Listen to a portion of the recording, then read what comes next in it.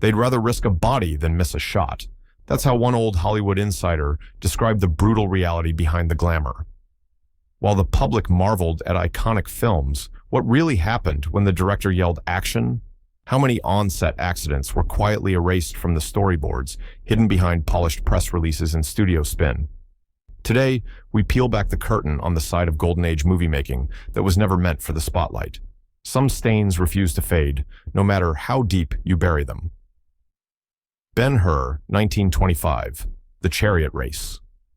Carnage. For decades, MGM's 1925 epic Ben-Hur, A Tale of the Christ, was celebrated as a triumph of silent-era filmmaking, a spectacle of biblical proportions, lauded for its realism and scale. But beneath the glossy studio publicity and reverential press, the film's chariot race hid a grisly truth that the studio worked hard to bury.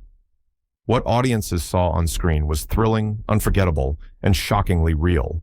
What the studio tried to hide was the staggering cost in human and animal life. The production's most notorious sequence, the chariot race, was initially filmed in Rome's ancient Circus Maximus. 12 chariots, each drawn by 4 horses, thundered around the dusty oval track as cameras rolled. The tension behind the scenes was palpable. MGM executives, Italian extras, Hollywood stuntmen, and animal handlers all knew that director Fred Niblo wanted something no film had ever achieved. A chariot race so authentic, it would leave audiences gasping. The risks were extraordinary. Safety protocols were virtually non-existent, and Italian stunt racers, most with little or no experience in Hollywood's stunt tradition, were promised bonuses for risking their lives. Disaster was nearly inevitable. On the second lap of the chariot race, 2 chariots collided at full speed, catapulting their drivers and horses into a tangle of wood, metal, and flesh. One stuntman was killed instantly. Others suffered broken bones and concussions. The carnage did not end with the men. Over a dozen horses were so grievously injured that bones shattered. Internal injuries were evident. Animal handlers were ordered to shoot them on the spot to untangle the wreckage. The mud and sand of the track were stained with blood, a scene so appalling that silent film villain Francis X. Bushman, who played Masala, later admitted he could never erase it from his memory. There was much blood on the track, he recalled grimly, but that fact was never intended for the public. This was not the first disaster for Ben-Hur. Earlier, a sea battle set had nearly ended in mass drowning, with extras in heavy armor flailing for life. The accumulation of injuries and deaths eventually forced MGM's legendary producer, Irving Thalberg, to halt the Rome shoot and relocate everything back to Hollywood, where the Circus Maximus was reconstructed on a Culver City backlot, and safety was only marginally improved. Still, the story was covered up. Newsreels and press junkets made no mention of the deaths. The tragedy was excised from all publicity material. The completed film, released to all in 1925, was heralded as a technical marvel and a box office smash. Few realized that its most iconic scene had been paid for in blood, a silent-era secret that would haunt Hollywood's conscience for decades. Noah's Ark, 1928 - Drowning and Crush Injuries. Few films from Hollywood's early years symbolize the industry's disregard for safety and human life as starkly as Noah's Ark, 1928. Directed by Michael Curtis and produced by Warner Brothers, this ambitious biblical epic set a new bar for on-set danger. But while the film dazzled audiences with its colossal Great Flood sequence, the studio worked overtime to bury the truth behind that terrifying spectacle. Real human beings were maimed, and some lost their lives so the illusion could live. In November 1928, Curtis orchestrated a massive flood scene using over 600,000 gallons of water on an indoor set. The idea was simple but ruthless. Extras would be swept up in a roaring deluge, flailing for the cameras as the biblical flood overtook them. But the studio's quest for realism meant that those extras were exposed to genuine peril. Unbeknownst to most of the cast, Curtis had positioned dummies where breakaway props would offer safety, but placed live, costumed performers directly on the path of the most solid, dangerous debris. When the torrent was released, chaos exploded across the set. Massive waves swept away scores of extras, some of whom were trapped by collapsing set pieces and heavy costumes. The shrieks for help were drowned by the roar of the water and the director's single-minded drive to capture the moment. Amid the confusion, at least 3 extras drowned, unable to escape the swirling current in time. One woman's leg was shattered so badly it had to be amputated. Dozens more suffered concussions, broken bones, or severe hypothermia. Warner Brothers took immediate steps to cover up the true toll. Studio press agents issued statements downplaying the injuries, and the deaths were attributed to unforeseen mishaps. The film's promotional campaign avoided any mention of the disaster. Only later, through whispered accounts and rare interviews, did the scale of the tragedy become clear. Leading actress Dolores Costello, traumatized by what she witnessed, would later confirm that the extras' pain and fear were real, far beyond the movie magic audiences saw. But the cost could not be entirely hidden. Outrage within the industry grew so fierce that Warner Brothers and rival studios quietly adopted new on-set safety regulations the following year, spurred by the horrors of Noah's Ark. The flood scene that had dazzled audiences was built on real suffering, a sobering chapter in Hollywood's secret history of risk, ruthlessness, and cover-up. Hell's Angels. 1930. Multiple pilot deaths. Howard Hughes's Hell's Angels 1930 remains legendary for its spectacular aerial battle scenes, but behind the breathtaking dogfights was a series of tragedies that the production and its backers worked hard to keep quiet. The quest for authenticity didn't just push the envelope, it shattered it, with 3 pilots losing their lives and Hughes himself barely surviving a disastrous crash. Yet, the full extent of the disaster was largely covered up, replaced by studio myth-making and sanitized headlines. Between 1927 and 1930, Hughes poured his fortune into this World War I epic, obsessed with creating the most realistic air combat ever seen. He assembled a fleet of vintage aircraft and hired daredevil pilots willing to risk everything for a chance to make history. There were no unions, no meaningful safety oversight, and few restrictions, just a fanatical young millionaire demanding more danger, higher stakes, and closer shots. The most notorious incident came on March 22, 1929. Veteran aviator Al Wilson piloted a heavy biplane with mechanic Phil Jones on board. Hughes insisted on a dramatic, spiraling nosedive for a key sequence. Wilson attempted the maneuver, but the aircraft didn't recover. He yelled for Jones to jump, but Jones didn't hear in time. The plane smashed into the ground, killing both men instantly. Only a few seconds of their doomed flight ever appeared on screen. This was not the only fatal accident. Stunt pilot Clement Phillips died in a separate crash, while Al Johnson, another hired pilot, perished after striking power lines. Even Hughes himself wasn't immune. After professionals refused to perform an especially risky low-altitude stunt, he took the controls, crashed, and suffered a crushed skull and facial injuries that would mark him for life. But Hughes and the studio went to great lengths to minimize the fallout. The deaths were barely mentioned in the press, with studio publicists spinning tales of heroic sacrifice or tragic accidents. Lawsuits and complaints were quietly settled. On the film's release, audiences were thrilled to the astonishing aerial battles, never suspecting that the smoke and explosions hid real fatalities. Only years later did the full story emerge, revealing Hell's Angels as one of the most dangerous and most carefully whitewashed productions in Hollywood history. Such Men Are Dangerous, 1930. Entire crew lost. The story of Such Men Are Dangerous is one of Hollywood's most haunting and deliberately concealed tragedies. In an era when aviation was still a daring novelty, Fox's 1930 production aimed to thrill audiences with real aerial stunts. Instead, it delivered one of the deadliest on-set catastrophes in film history, an event so disastrous that the studio worked hard to minimize its public impact, quietly smoothing over details in the name of business, as usual. On January 2, 1930, director Kenneth Hawks, brother of famed filmmaker Howard Hawks, led a team to capture dynamic aerial footage for the film's climactic scenes. The setup called for 2 Stinson SM-1F Detroiters, twin-engine camera planes, soaring above the Southern California coast near Santa Monica. Each aircraft carried a mix of pilots, cameramen, assistant directors, and technicians. Kenneth Hawks himself flew in one, while cinematographer Conrad Wells and several others manned the second. What happened next would send shockwaves through Hollywood, though few would ever hear the full, uncensored story. As the planes maneuvered for position, sun glare and tricky angles contributed to disaster. The two camera ships collided mid-air, sending both plunging into the Pacific Ocean below. Witnesses on the beach described a flash of metal, then horror, as the aircraft disintegrated and vanished into the waves. There were no survivors. All 10 men aboard perished instantly. The bodies of only 5 victims were ever recovered, the rest were lost to the depths. The list of the dead was staggering. Director Kenneth Hawks, cinematographers George Eastman and Conrad Wells, assistant directors Ben Frankel and Max Gold, 2 property men, 2 pilots, and a camera operator. An entire production unit was wiped out in seconds, but the studio's response was chillingly efficient.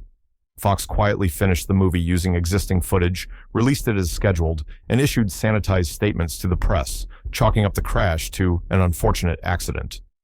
The families filed lawsuits for negligence, but the courts ruled in favor of the studio, calling it an act of fate rather than corporate irresponsibility.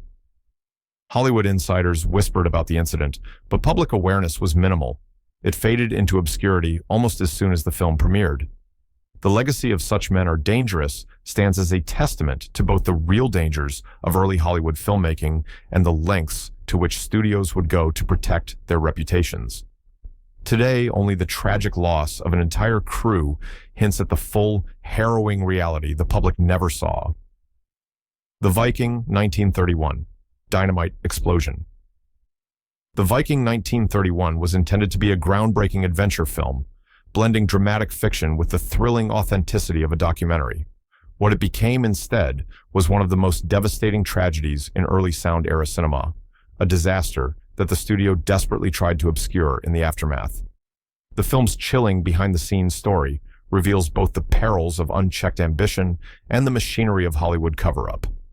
Directed by Varric Frissell, a fearless Canadian documentarian, the production set out to capture the harsh beauty and danger of Newfoundland's ice flows and seal hunting culture. Principal photography was completed in both Newfoundland and New York, but Frissell's quest for realism pushed him to attempt one final treacherous trip. In March 1931, he, along with cinematographer Alexander Penrod and a small crew, boarded the SS Viking, a real sealing ship bound for the treacherous ice fields off Horse Islands, Newfoundland. Conditions were brutal: sub-zero temperatures, howling winds, and shifting pack ice. To prepare for the possibility of getting trapped in the ice, the crew had stowed dynamite aboard, intended to blast the vessel free if needed. It was a calculated risk, but no one anticipated what would follow. On March 15th, as the Viking lay immobilized in the ice, a catastrophic explosion tore through the ship. Accounts suggest a stray cigarette or an accidental spark set off the explosives. In a flash, the ship's decks were shredded, and fire swept through the cabins. The scale of the carnage was staggering. 27 men, including Frissell, Penrod, and numerous crew and local sailors, died instantly or were lost to the freezing waters. The bodies of many victims were never recovered. The news sent shock and grief through both Hollywood and Canada, but studio executives immediately shifted into damage control mode. The Viking was eventually released, posthumously dedicated to Frissell's memory, with only a brief mention of the tragedy in select press materials. The true horror, the vast number of dead, the details of the explosion, was omitted from all official publicity. The footage Frissell died trying to capture was, ironically, never used in the final cut.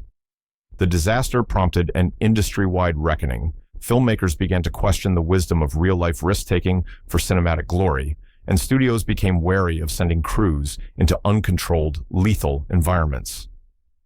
Yet the full story of the Viking, its massive loss of life, and the quiet cover-up that followed, remains a sobering, often overlooked chapter in Hollywood's golden age. The Charge of the Light Brigade, 1936. Horse deaths and stuntman impalement. Behind the sweeping spectacle of Warner Brothers. The Charge of the Light Brigade, 1936, lies one of the most appalling and deliberately concealed scandals of Hollywood's golden age. For audiences, the film delivered breathtaking cavalry charges and chaotic battle scenes, celebrated as triumphs of action cinema. But for those on set, it was a horror show of animal cruelty and fatal human risk. real tragedies that the studio's recreation of the infamous Crimean War assault. The film's centerpiece was a massive cavalry charge, staged with hundreds of riders and horses across a sprawling battlefield set in California. But the quest for dramatic realism led to a Jesse James, 1939. Horse forced off cliff. The 1939 Technicolor Western Jesse James, starring Tyrone Power and Henry Fonda, is remembered today as a milestone in the American outlaw film tradition. But its most infamous legacy is a brutal on-set tragedy that the studio tried desperately to keep from the public. For all its entertainment value, Jesse James marks one of the darkest chapters in the history of animal welfare on film, a moment of cruelty so shocking it sparked industry-wide reform, but only after a determined cover-up effort by 20th Century Fox. The pivotal scene required Jesse's gang to escape by leaping their horses off a high Missouri bluff into a river below, a stunt designed for maximum cinematic impact. In those days, movie magic was real, and effects were created not with computers, but with flesh-and-blood animals and daring riders. Director Henry King's team decided to film the jump for real, using veteran stuntman Cliff Lyons as the double. The solution was as simple as it was cruel. A hooded, frightened horse was forced over the cliff, blind to its fate, plummeting dozens of feet to the water below. The outcome was nothing short of horrifying. On the very first take, the horse lost its footing, crashed into the river at an awkward angle, and broke its spine on impact. The animal drowned or was euthanized immediately after, its suffering witnessed by stunned crew members. Stuntman Cliff Lyons survived, but the horse's death left a pall over the set. Initially, 20th Century Fox made every effort to hush the incident. Publicists avoided mention of the horse's fate, and the scene remained in the film, celebrated for its realism. It was only after angry whispers from animal-loving crew members reached reporters and outside animal welfare advocates that the truth began to seep out. The American Humane Association, already critical of Hollywood's disregard for animal life, seized upon the incident as a rallying cry, demanding industry change. Public outrage was swift and overwhelming. Protests broke out. Letters poured in. The studio's tepid response, a tiny on-screen disclaimer expressing regret about the horse, did little to stem the backlash. Ultimately, the scandal forced Fox to cooperate with animal rights groups.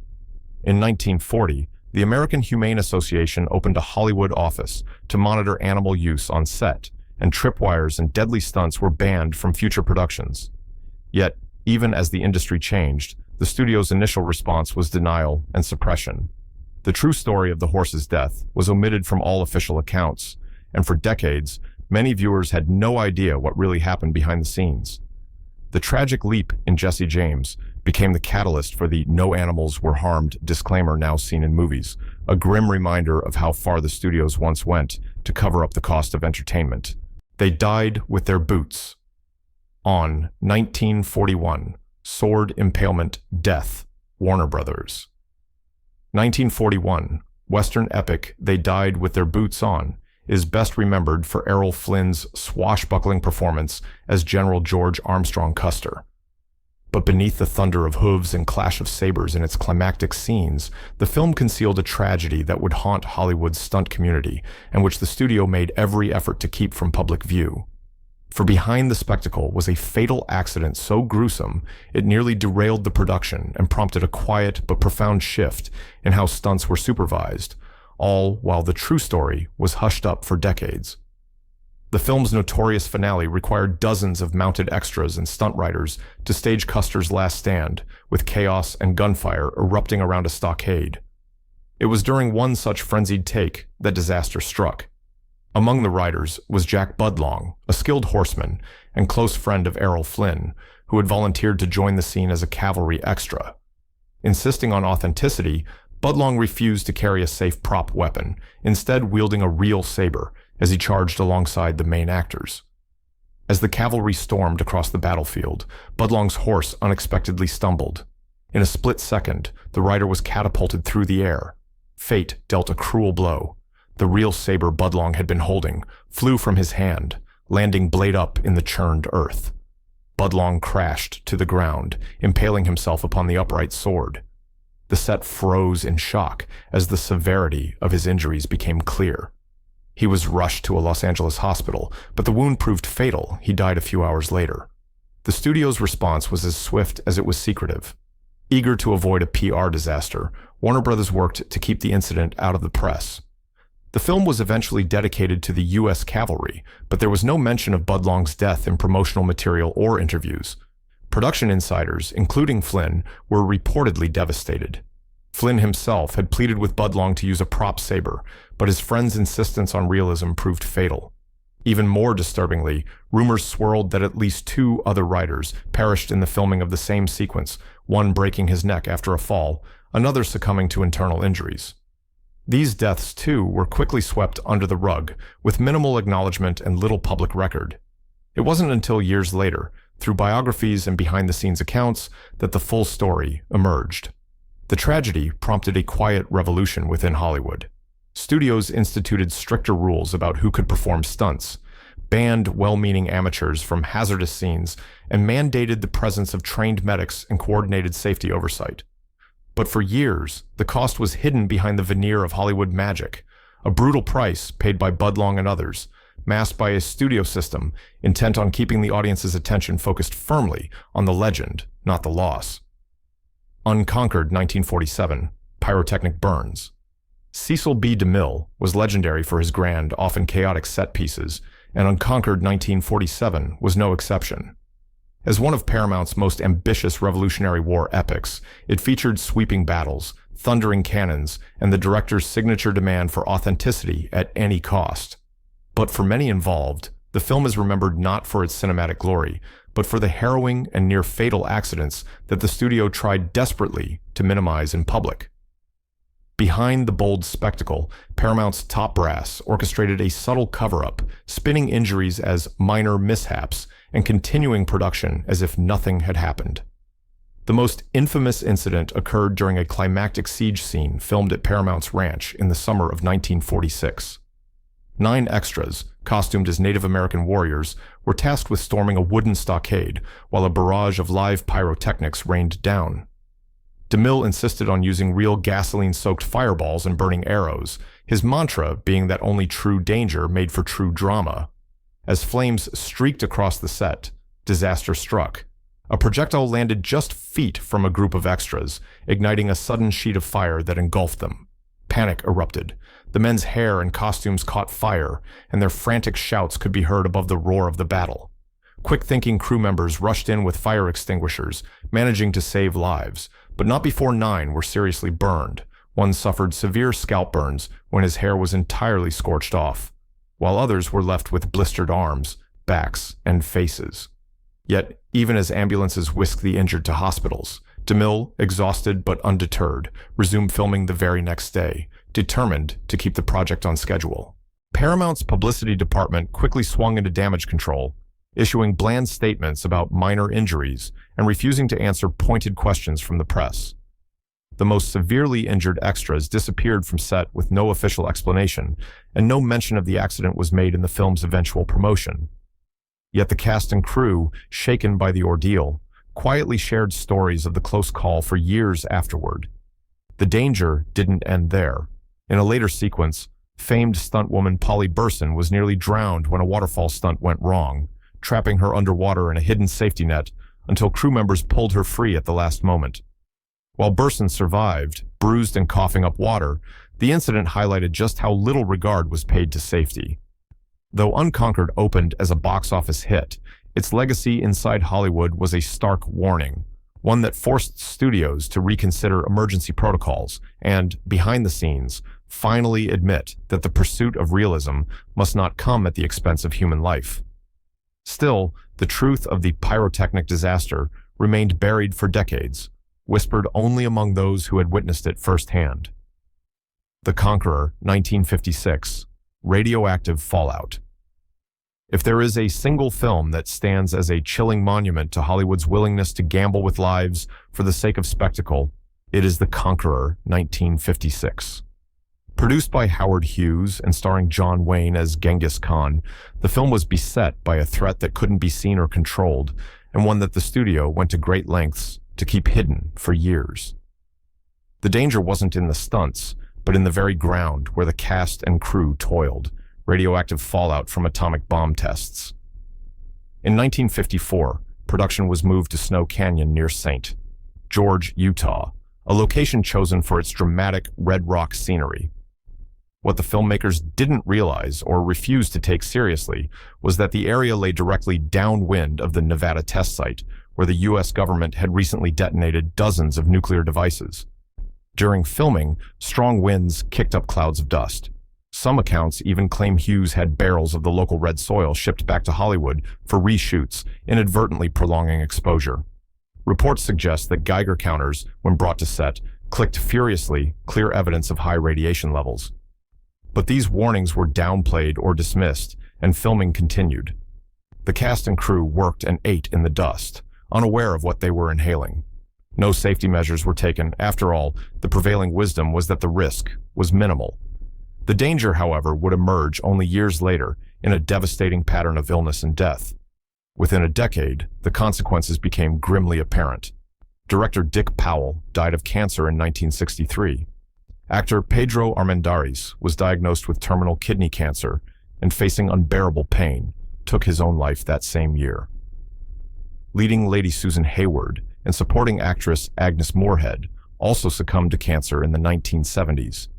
Even John Wayne, a robust icon of American masculinity, developed lung cancer in 1964, eventually dying from the disease in 1979. In total, over 90 cast and crew members contracted cancer, an astonishing number from a single film set. When the truth finally surfaced, it was not through studio admissions, but through decades of mounting statistics and grieving families. The studio and government officials initially denied any connection, and for years, the Conqueror's location was left out of public discussions.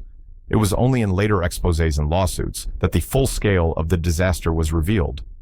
Today, the film is regarded not just as a critical failure, but as one of the most deadly productions in Hollywood history, a true-life horror story, and a somber lesson on the price of ignorance and secrecy.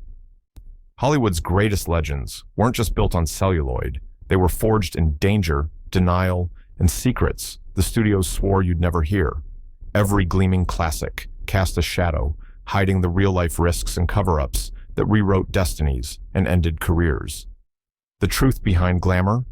It's a story far more dramatic than any script. Ambition bought with blood, tragedy masked by silence, and the chilling reminder that, in Hollywood, the most explosive drama often happens when the cameras stop rolling.